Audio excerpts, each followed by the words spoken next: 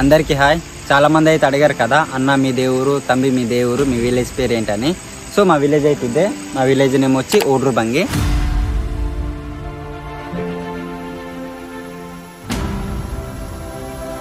పార్వతీపురం మన్యం జిల్లా గుమలక్ష్మీపురం మండలం తాడికొండ పంచాయతీ పరిధిలో అయితే మా విలేజ్ ఉంటుంది.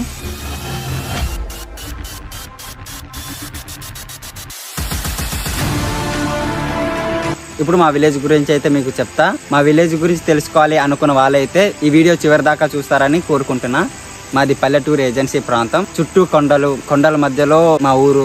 చాలా ప్రశాంతంగా ఉంటది. పచ్చని పొలాలు, సొంతంగా పండించుకునే కూరగాయలు, అందంగా కనిపించే పెద్ద పెద్ద కొండలు, అందంగా కనిపించే ఆవులు, పెద్ద పెద్ద అడవులు, పిట్టలు అన్ని బాగుంటాయి చూడనీకి. మా ఊర్లో అన్ని దొరికినా సరే సరైన రోడ్ అయితే లేదు. మేము చాలా సంవత్సరాల నుంచి అయితే రోడ్ లేక చాలా ఇబ్బందులు పడ్డాం. ఎమర్జెన్సీ టైంలో సరైన టైంలో ఆసుపత్రికి తీసుకెళ్ళలేక చాలా ఇబ్బందులు పడేవాళ్ళం. ఎప్పటికైనా గవర్నమెంట్ మాకు రోడ్డు ఇవ్వదని తెలుసుకొని ఊరందరం ఒక మాట మాట్లాడుకొని మేమైతే పక్క విలేజ్ నుంచి సొంతంగా అయితే రోడ్డు తెప్పించుకున్నాం. ఆ రోడ్డు తెప్పించుకోవడానికి కూడా ఎన్నో కష్టాలు పడ్డాం. వర్షాకాలం అయితే నెలకి 2 సార్లు రోడ్ అయితే బాగా చేసుకుంటాం. ఎందుకంటే వరదలు కూడా కొట్టుకెళ్ళిపోతుంటాయి.